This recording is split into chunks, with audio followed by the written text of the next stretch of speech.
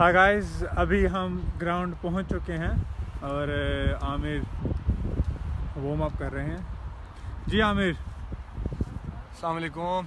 क्या हाल चाल है? ठीक ठाक, अल्लाह का शुक्र। आप बताएं। ज़बरदस्त। तो अब ये बताएं कि जब आप ग्राउंड पे आते हैं तो आप पहला काम क्या करते हैं? सबसे पहला काम इम्पोर्टेंट है कि वार्म अप, क्योंकि as a bowler, as a player, as a professional अगर आपने इंजरीज से बचना है, क्योंकि आपकी बॉडी को स्ट्रेच ज़रूरी होता है कि आप कोई भी चीज़ स्टार्ट करने लगे, चाहे वो बैटिंग है, चाहे वो फील्डिंग है, चाहे वो बॉलिंग है। स्ट्रेचिंग, वार्म अप, क्योंकि वार्म अप में रनिंग, आपका स्ट्रेच, क्योंकि जब तक आपकी बॉडी वार्म नहीं होती, अगर आप सडनली किसी चीज़ को करेंगे, बर्डन पड़ेगा, स्ट्रेस पड़ेगा, आपको उसमें इंजरी भी हो सकती है।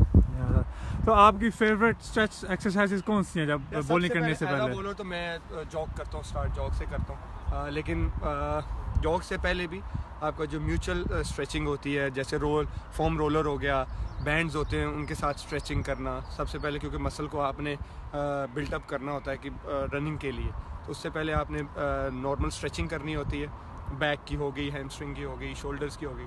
उसके बाद अपना हल्का फुल्का जॉग करें जब आपको, क्योंकि आपकी बॉडी आपको बेहतर पता होता है कि अब ये रेडी है, उसके बाद आप काम स्टार्ट करें। ज़बरदस्त ज़बरदस्त। तो guys, I hope you guys paying attention to what he is saying. तो आज प्रैक्टिस का आपका क्या इरादा है? What do you plan to do? यार टू बी ऑनेस्ट खास कुछ नहीं, लेकिन मैं काफ़ी अरसे से ना नए बॉल से अपनी रिस्ट पे काम कर रहा हूँ। आई थिंक लोगों को काफ़ी इंटरव्यूज़ में भी मैंने बोला हुआ है कि अपनी रिस्ट पे काम कर रहा हूँ कि इन स्विंग के लिए, क्योंकि काफ़ी अरसे के बाद जब आप क्रिकेट शुरू करते हैं आप कुछ चीज़ें भूल जाते हैं, और क्योंकि कोई मिस्टर परफेक्ट नहीं होता, ऑलवेज़ आपको लर्निंग प्रोसेस पे होते हैं, आपको सीखना होता है। और मैं जितना परफेक्ट करने की कोशिश करूँ, हमेशा ट्राई करता हूँ कि और अच्छा करूँ, और मैं कोशिश करूँ कि नए बॉल से मैं जितना अच्छा अपनी रिस्ट को यूटिलाइज़ कर सकूँ उसकी ट्राई करूँ। तो रिस्ट फिंगर्स का भी कमाल होता है स्विंग करने के लिए। रिस्ट ज़्यादा ज़रूरी क्या है, रिस्ट या फिंगर्स? कॉम्बो होता है, एक चीज़ नहीं होती इसमें। आपके रिस्ट, आपकी फिंगर्स, आपका जो आर्म है उसका फिनिश होना। जैसे अगर मैं फॉर एग्जांपल इन स्विंग कर रहा हूँ, तो इन स्विंग के लिए मेरी रिस्ट लॉक होनी चाहिए, ये जो फिंगर है मेरी, ये और इस थंब का। आई थिंक ये पूरा एक कॉम्बो होता है कि आपको पूरा इसको यूटिलाइज़ करना पड़ता है। अगर आप इस फंक्शन में से किसी एक चीज़ को भी गलत यूज़ करेंगे तो आई थिंक जो आप करना चाह रहे हैं वो नहीं होता। चले आ जाए। आई थिंक किसी से अगर कोई सवाल भी है तो वो भी पूछ। हाँ please, if you have any questions guys. Free day है तो आप लोगों के लिए। आज आमिर आपके साथ है सारा दिन, तो आपके पास अगर कोई सवाल है, कुछ आप पूछना चाहते हैं, तो just type it up and we will get to ask him and see what he does. I'm all good. Too many bags in the way. अगर किसी का सवाल है तो वो मुझे बता दे, बिल्कुल। बाकी तो मैं अपनी प्रैक्टिस करूंगा। बाकी अभी तो वैसे माशाल्लाह सब यही कहे जाने कि वो आपसे कितना प्यार करते हैं। Thank you. और वो चाहते हैं कि आप जल्दी पाकिस्तान आए, उन सबसे मिलें। Thank you. अच्छा, वलीद भाई ने पूछा कि बॉलिंग एक्शन में इंजरी पर कितना अफेक्ट करती है आपका बॉलिंग एक्शन? यह है होता है कई दफ़ा आपको पता नहीं होता, आपकी बॉलिंग जो एक्शन होता है उसमें इंजरीज होती है, लेकिन जो एक्शन जो होता है उसके हिसाब से आपको बॉडी वर्क करना पड़ता है। आपको वो मसल्स के लिए आपको एक्सरसाइज करनी पड़ती हैं, जिस मसल्स को आप ज़्यादा यूज़ कर रहे हैं उसके लिए डिफरेंट एक्सरसाइजेज होती हैं। एक्शन नो डाउट होता है, लेकिन कुछ लोग ऐसे होते हैं कि वो अपने एक्शन को चेंज नहीं करते, लेकिन वो उस मसल को इतना स्ट्रॉन्ग कर देते हैं कि उनको इंजरी नहीं होती।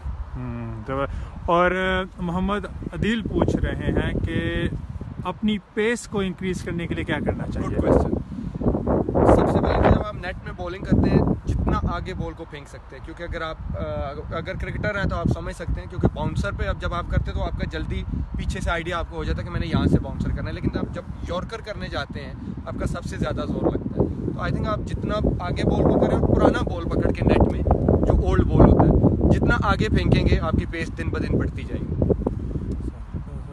और वो के एक भाई पूछ रहे हैं कि हाइट का फर्क पड़ता है या नहीं, या ज़्यादा कमाल सिर्फ रिस्ट और फिंगर्स का? हाइट का अगर हाइट हो तो आप आई थिंक बोनस ये आपके लिए, हाइट का फास्ट बॉलर के लिए होना बड़ी अच्छी चीज़ है, लेकिन ये है कि वो आपकी नेचुरल चीज़ें भी होती हैं। कुछ जो शॉर्ट हाइट के होते हैं वो ट्रिकी भी बड़े होते हैं, क्योंकि उनका बाउंसर वगैरह बड़े स्किटी बॉलर्स होते हैं, उनका नहीं होता, उनको भी काफ़ी फ़ायदा होता है। लेकिन आई थिंक ये एज अ फास्ट बॉलर आपको हाइट का प्लस पॉइंट होता है। और एक भाई फहद सिद्दीकी साहब पूछ रहे हैं कि एक क्रिकेट के कैरियर में कितना पोटेंशियल होना चाहिए? मतलब कि एक Potential. पोटेंशियल मतलब एक इंसान के अंदर कितना पोटेंशियल होना चाहिए कि वो आगे तक जा सके? यार देखो, मैंने जैसे पहले बोला है कि एक इंसान को अपने अंदर का पता होता है कि वो क्या कर सकता है, और अगर आपको नो डाउट आपको लगता है कि आपके अंदर टैलेंट है, आप ये चीज़ कर सकते हो, तो आपको फिर हार्ड वर्क उतना करना पड़ता है। कुछ प्लेयर्स होते हैं मल्टी टैलेंटेड होते हैं, कुछ होते हैं हार्ड वर्क से बने होते हैं। बहुत सारी मिसालें कि जिन्होंने अपने हार्ड वर्क से अपना नाम बनाया हुआ है। आई थिंक ये टैलेंट भी मैटर करता है, लेकिन आपका फोकस मैटर करता है। फिर आपको अपना पता होना चाहिए कि आप ये चीज़ कर सकते हैं। अगर आप वो चीज़ कर सकते हो तो फिर उस पर टाइम लगा। जबरदस्त। I think let's just see Aamir live in action. तो आमिर एक डिलीवरी हो जाए, मैं बस वार्म अप थोड़ा। रिस्ट पे काम कर रहा हूँ। या इनस्विंग हुआ है। हमें देखा था ये इनस्विंग हुआ। अभी हम आमिर से पूछते हैं कि इन्होंने इनस्विंग ये की कैसे, और पोजीशन क्या थी बॉल की, और किस तरह इन्होंने बॉल को अंदर लेकर आए। जैसे मैंने बोला है कि रिस्ट को है ना, रिस्ट का लॉक रहना, फिर आप जिस टारगेट पे आप बॉल कर रहे होते हैं उसको आप फोकस करें।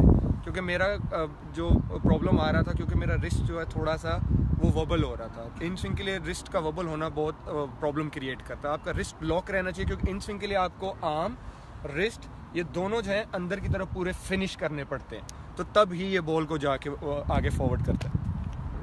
तो इसके लिए कोई स्पेशल रिस्ट की एक्सरसाइजेस होती हैं, या you just kind of learn with time? Exercise तो आई डोंट थिंक सो कि कोई स्पेसिफिक हो, लेकिन ये है कि आपके शोल्डर्स वगैरह या आर्म्स वगैरह तगड़े होने चाहिए, क्योंकि एज अ बॉलर आपको वैसे ही फिट रहना पड़ता है, और जितना आप फिट रहते हैं आप अच्छा परफॉर्म करते हैं। मेरा हमेशा से ये बिलीव है कि आप जितना फिटनेस पे ध्यान देते हैं एज अ फास्ट बॉलर, क्योंकि आपकी जान सबसे ज़्यादा लगती है एज अ फास्ट बॉलर, क्योंकि फास्ट बॉलर वो कि उसने बॉलिंग भी करनी है, फील्डिंग भी करनी है, 50 ओवर 90 ओवर, उसकी फिटनेस का डबल होना बहुत ज़रूरी होता है।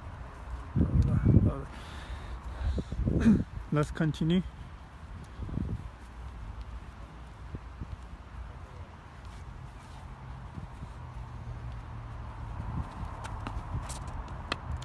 Wow, what a beauty, what a beauty. ये हुआ है।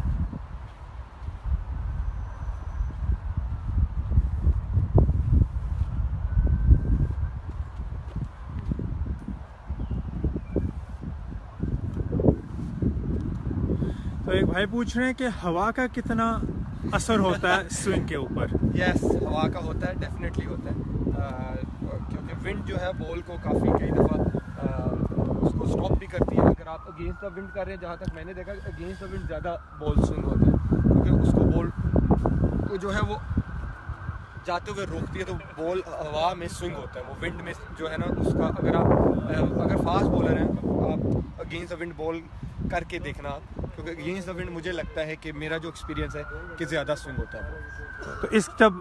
तो अगर आप फास्ट बॉलर हैं और आप अगेंस्ट द विंड भाग रहे हैं बॉलिंग करते हुए, तो फिर जब डिलीवरी करते वक्त अगर आपने इन स्विंग सोची हुई है, तो do you have to factor the wind in your position of the arms? Yes, some time अगर आपको फील होता है कि विंड ज़्यादा है, फिर आप स्विंग की बजाय वो स्पॉट ढूंढें जहां आपने बॉल करना है। आई थिंक जो सारे बात करते हैं, अगर राइट हैंडर खेल रहा है तो सबका जो एम होता है कि वो इन दो विकेटों को, इन दो स्टंप्स को एम करे।